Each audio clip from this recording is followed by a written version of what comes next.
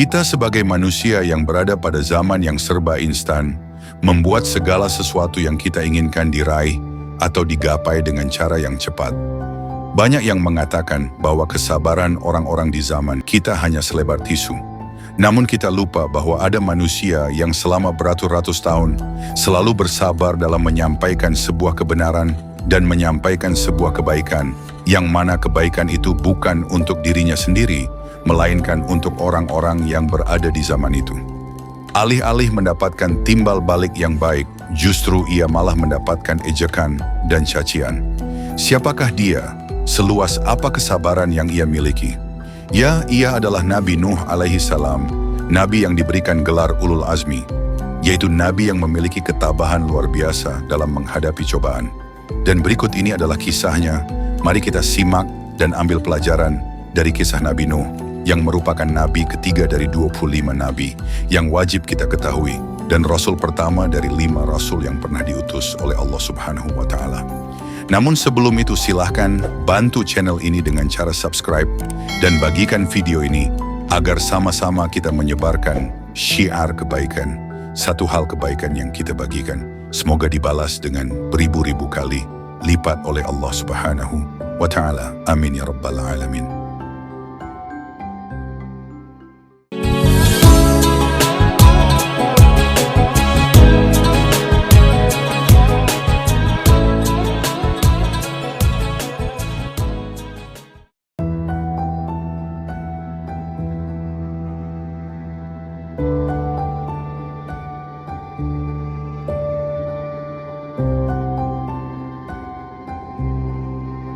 Assalamualaikum warahmatullahi wabarakatuh. Nabi Nuh alaihi salam, beliau diutus oleh Allah Subhanahu wa Ta'ala kepada kaumnya yang menyembah berhala dan melakukan kemaksiatan. Allah Subhanahu wa Ta'ala menyebutkan kisah Nabi Nuh dalam beberapa surah dalam Al-Quran, salah satunya adalah surah Nuh. Nabi Nuh alaihi salam bernama lengkap Nuh bin Lamik bin Mutausyalah bin Khanuh atau Idris alaihi salam. Menurut beberapa tafsir dan sumber sejarah, Nabi Nuh diyakini berusia hingga umur sekitar 950 tahun. Hal tersebut berdasarkan Al-Quran dalam surah Al-Ankabut ayat 14. Allah Subhanahu wa Ta'ala berfirman, "Dan sungguh kami telah mengutus Nuh kepada kaumnya, maka dia tinggal bersama mereka selama 1000 tahun, kurang 50 tahun. Kemudian mereka dilanda banjir besar, sedangkan mereka adalah orang-orang yang zalim." Quran Surat Al-Ankabut ayat 14. Menurut keterangan Ibnu Jarir At-Tabari, Nabi Nuh berdakwah kepada Bani Rasib. Adapun untuk kaum Bani Rasib yang didakwahi oleh Nabi Nuh alaihissalam, mereka menyembah 5 berhala yang disebutkan dalam Al-Quran, yaitu Wad, Suwa, Yagus, Ya'uq, dan Nasr. Nama-nama berhala ini disebut dalam surah Nuh ayat 23. Allah Subhanahu wa Ta'ala berfirman, "Dan mereka berkata, jangan sekali-kali kamu meninggalkan penyembahan Tuhan-Tuhan kamu, dan jangan pula sekali-kali kamu meninggalkan penyembahan Wad, dan jangan pula Suwa, Yagus, Ya'uq, dan Nasr." Quran Surat Nuh ayat 23. Berhala-berhala ini adalah simbol dari keyakinan syirik dan kemusyrikan yang dianut oleh kaum tersebut. Meskipun Nabi Nuh alaihissalam terus-menerus mengingatkan mereka untuk meninggalkan penyembahan berhala dan hanya menyembah Allah Subhanahu wa Ta'ala, namun kebanyakan dari mereka tetap teguh dalam kesesatannya. Berhala-berhala yang disembah oleh kaum Bani Rasib memiliki asal-usul yang berkaitan dengan orang-orang saleh dari generasi sebelumnya. Menurut beberapa tafsir dan riwayat, bahwa nama-nama Wad, Suwa, Yagus, Ya'uq, dan Nasr sebenarnya adalah nama-nama orang saleh yang hidup sebelum zaman Nabi Nuh alaihissalam. Mereka adalah orang-orang yang sangat dihormati dan dicintai oleh masyarakatnya karena ketakwaan dan kebaikan mereka. Setelah mereka meninggal, setan membisikkan kepada kaum mereka untuk membuat patung-patung dari orang-orang saleh tersebut sebagai pengingat akan kesolehan mereka. Tujuan awalnya adalah agar masyarakat tidak melupakan keteladanan dan ajaran mereka. Seiring berjalannya waktu, generasi berikutnya mulai memuja patung-patung tersebut. Dari sekadar pengingat, patung-patung itu berubah fungsi menjadi objek penyembahan. Mereka meyakini bahwa patung-patung ini memiliki kekuatan dan mulai meminta pertolongan serta berdoa kepada mereka. Tradisi ini terus berlanjut dan menyebar ke generasi-generasi berikutnya, hingga akhirnya penyembahan berhala menjadi praktik umum dalam masyarakat mereka.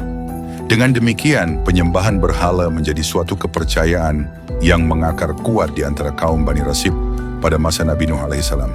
Karena hal tersebut, Allah Subhanahu wa Ta'ala mengutus Nabi Nuh alaihissalam untuk mengajak mereka kembali melakukan penyembahan hanya kepada Allah Subhanahu wa Ta'ala saja dan meninggalkan berhala-berhala tersebut. Namun kebanyakan dari mereka menolak ajaran Nabi Nuh alaihissalam. Nabi Nuh alaihissalam menghadapi berbagai bentuk penolakan, ejekan, dan penghinaan dari kaumnya ketika berdakwah. Al-Quran mencatat beberapa contoh respons negatif yang diterima Nabi Nuh alaihissalam dari kaum Bani Rasib. Mereka menutup telinga dan menutupi wajah agar tidak mendengarkan dakwah Nabi Nuh alaihissalam. Allah Subhanahu wa Ta'ala berfirman, "Dan sesungguhnya aku setiap kali menyeru mereka untuk beriman agar engkau mengampuni mereka, mereka memasukkan anak jarinya ke telinganya dan menutupkan bajunya ke wajahnya, dan mereka tetap mengingkari dan sangat menyombongkan diri." Quran Surat Nuh ayat 7. Bani Rasib pun meremehkan pengikut Nabi Nuh alaihissalam yang kebanyakan berasal dari kalangan yang lemah atau rendah status sosialnya. Allah Subhanahu wa Ta'ala berfirman, "Maka berkatalah para pemuka yang kafir dari kaumnya, kami tidak melihat engkau, melainkan hanyalah seorang manusia biasa seperti kami, dan kami tidak melihat orang yang mengikuti engkau, melainkan orang yang hina dina di antara kami yang lekas percaya. Kami tidak melihat kamu memiliki suatu kelebihan apapun atas kami, bahkan kami menganggap kamu adalah orang pendusta." Quran Surat Hud ayat 27. Penolakan dan ejekan ini menunjukkan betapa keras dan sombongnya kaum Bani Rasib dalam menolak kebenaran yang dibawa oleh Nabi Nuh alaihissalam. Para pemuka agama dari kalangan Bani Rasib itu seolah-olah menutup diri dari kebenaran. Banyak dari mereka yang merasa sombong dan bangga dengan kekayaan, status sosial, dan kekuasaan yang mereka miliki. Mereka merasa tidak memerlukan bimbingan atau perubahan. Mereka telah terbiasa dengan cara hidup dan kepercayaan nenek moyang mereka, dan mengubah keyakinan dan menerima ajaran baru dari Nabi Nuh dianggap sebagai ancaman terhadap tradisi yang telah lama mereka pegang. Para pemimpin dan tokoh masyarakat pada waktu itu seringkali menentang Nabi Nuh karena merasa posisi dan otoritas mereka terancam. Mereka kemudian mempengaruhi masyarakat untuk tidak menerima ajaran yang dibawa oleh Nabi Nuh. Banyak dari mereka yang tidak memiliki iman yang kuat dan takut akan perubahan. Mereka lebih memilih untuk tetap dalam keadaan yang mereka anggap aman dan nyaman meskipun itu salah. Ajaran Nabi Nuh menekankan pada hal-hal yang tak terlihat dan akhirat yang sulit diterima oleh mereka yang hanya percaya pada hal-hal yang dapat dilihat dan dirasakan secara langsung. Meskipun demikian, Nabi Nuh alaihissalam tetap sabar dan terus berdakwah selama ratusan tahun. Istri dan salah satu anak Nabi Nuh yang sesat menjadi bagian dari ujian yang dihadapi oleh Nabi Nuh dalam menyebarkan ajaran tauhid. Istri dan salah satu anak Nabi Nuh memiliki keyakinan yang berbeda dan lebih terpengaruh oleh kepercayaan masyarakat sekitarnya yang menyembah berhala. Meskipun mereka hidup bersama Nabi Nuh, hati mereka tidak terbuka untuk menerima ajarannya. Lingkungan dan komunitas di sekitar mereka memainkan peran besar dalam membentuk pandangan dan keyakinan mereka. Pengaruh negatif dari masyarakat yang tidak beriman mungkin lebih dominan dalam hidup mereka dibandingkan pengaruh positif dari Nabi Nuh. Keadaan ini juga dianggap sebagai ujian dari Allah bagi Nabi Nuh. Meskipun sebagai seorang nabi, tidak semua anggota keluarganya menjadi pengikut yang setia. Ini menunjukkan bahwa hidayah atau petunjuk adalah urusan Allah dan tidak bisa dipaksakan, bahkan oleh seorang nabi. Dalam Islam, setiap individu memiliki kebebasan untuk memilih jalannya sendiri. Istri dan anak Nabi Nuh memilih untuk tidak mengikuti ajaran beliau, menunjukkan bahwa keimanan adalah keputusan pribadi yang tidak dapat dipaksakan oleh orang lain. Cerita ini mengandung pelajaran penting bahwa iman adalah anugerah yang diberikan oleh Allah.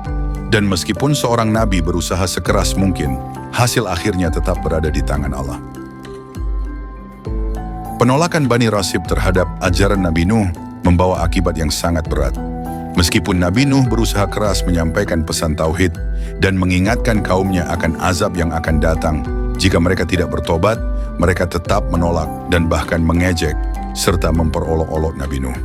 Setelah melihat penolakan dan kekufuran kaumnya yang berlarut-larut, Allah memerintahkan Nabi Nuh untuk membuat bahtera sebagai persiapan untuk menghadapi azab yang akan diturunkan. Allah menyampaikan bahwa akan ada banjir besar yang akan membinasakan semua orang yang kafir. Allah Subhanahu wa Ta'ala berfirman, "Dan buatlah kapal itu dengan pengawasan dan petunjuk wahyu kami, dan janganlah engkau bicarakan dengan aku tentang orang-orang yang zalim. Sesungguhnya mereka itu akan ditenggelamkan." Quran Surat Hud ayat 37. Nabi Nuh mulai membuat bahtera sesuai dengan petunjuk Allah. Meskipun kaumnya terus-menerus mengejek dan memperolok-oloknya, Nabi Nuh tetap melanjutkan pekerjaannya dengan penuh keyakinan. Setelah bahtera selesai dibangun, Allah memerintahkan Nabi Nuh untuk membawa serta pengikutnya. Menurut beberapa tafsir, hanya sekitar 70-80 orang dari umat Nabi Nuh yang menaiki bahtera, dan mereka merupakan orang yang beriman, serta membawa sepasang dari setiap jenis hewan ke dalam bahtera. Ini untuk memastikan kelangsungan hidup setelah banjir berakhir. Allah Subhanahu wa Ta'ala berfirman, "Hingga apabila perintah kami datang dan tanur, dapur, telah memancarkan air, kami berfirman, muatkanlah ke dalamnya kapal itu dari masing-masing, hewan sepasang jantan dan betina, dan juga keluargamu, kecuali orang yang telah terkena ketetapan terdahulu, dan muatkan pula orang yang beriman." Ternyata orang-orang beriman yang bersama dengan Nuh hanya sedikit. Quran Surat Hud ayat 40. Ketika air mulai memancar dari bumi dan hujan deras turun dari langit, Nabi Nuh memanggil semua pengikutnya yang beriman untuk naik ke bahtera. Nabi Nuh juga memanggil anaknya, Kan'an, untuk ikut bersama mereka dan menyelamatkan diri dari azab Allah. Allah Subhanahu wa Ta'ala berfirman, "Dan bahtera itu berlayar membawa mereka dalam gelombang laksana gunung. Dan Nuh memanggil anaknya, sedang anak itu berada di tempat yang jauh terpencil. Hai anakku, naiklah ke kapal bersama kami, dan janganlah kamu berada bersama orang-orang yang kafir." Quran Surat Hud ayat 42. Kan'an menolak ajakan ayahnya. Dia berpikir bahwa dia bisa menyelamatkan dirinya dengan naik ke puncak gunung yang tinggi dan menghindari banjir. Anaknya menjawab, "Aku akan mencari perlindungan ke gunung yang dapat menyelamatkanku dari air bah, banjir besar." Nuh berkata, "Tidak ada yang melindungi hari ini dari azab Allah selain Allah saja yang Maha Penyayang." Dan gelombang menjadi penghalang antara keduanya. Maka jadilah anak itu termasuk orang-orang yang ditenggelamkan. Nabi Nuh sangat sedih melihat anaknya tenggelam. Dia memohon kepada Allah agar menyelamatkan anaknya. Tetapi Allah menegaskan bahwa anaknya termasuk orang-orang yang tidak beriman dan tidak ada tempat bagi mereka dalam bahtera keselamatan. Allah berfirman, "Hai Nuh, sesungguhnya dia bukanlah termasuk keluargamu yang dijanjikan akan diselamatkan. Sesungguhnya perbuatannya yang tidak baik. Sebab itu janganlah kamu memohon kepadaku sesuatu yang kamu tidak mengetahui hakikatnya. Sesungguhnya aku memperingatkan kepadamu supaya kamu jangan termasuk orang-orang yang tidak berpengetahuan." Quran Surat Hud ayat 46. Diperkirakan Nabi Nuh alaihissalam berlayar selama 150 hari, dan setelah banjir surut, bahtera itu berlabuh di Gunung Judi. Nabi Nuh dan para pengikutnya yang beriman selamat dan memulai kehidupan baru di tempat tersebut. Allah Subhanahu wa Ta'ala berfirman, "Hai Nuh, turunlah dengan selamat sejahtera dan penuh keberkahan dari kami atasmu dan atas umat-umat yang mukmin dari orang-orang yang bersamamu." Quran Surat Hud ayat 48. Kisah Nabi Nuh memiliki berbagai pelajaran berharga, yaitu Nabi Nuh menunjukkan kepatuhan mutlak terhadap perintah Allah dan kesabaran yang luar biasa dalam menghadapi penolakan dari kaumnya selama bertahun-tahun. Nabi Nuh tetap teguh dalam menyampaikan pesan Allah meskipun menghadapi tantangan besar dan ejekan. Kisahnya mengajarkan bahwa keimanan yang kuat dan ketaatan kepada Tuhan adalah kunci keselamatan dan keberhasilan. Nabi Nuh dan pengikutnya selamat karena mereka setia dan saling mendukung dalam menjalankan perintah Allah. Kisah Bahtera Nuh mengajarkan tentang keselamatan bagi yang beriman dan bertakwa, serta pentingnya mematuhi petunjuk Allah untuk keselamatan. Pelajaran-pelajaran ini bisa menjadi panduan dalam kehidupan sehari-hari dan memperkuat iman serta ketahanan dalam menghadapi berbagai tantangan. Wallahu a'lam bishawab. Demikian sedikit kisah Nabi Nuh alaihissalam. Semoga dari cerita tersebut kita bisa mengambil hikmah dan dapat meningkatkan keimanan kita kepada Allah Subhanahu wa Ta'ala. Sebelum meninggalkan video ini, silahkan tinggalkan subscribe, like, dan bagikan video ini agar sama-sama kita menyebarkan syiar ilmu dan kebaikan. Wassalamualaikum warahmatullahi wabarakatuh.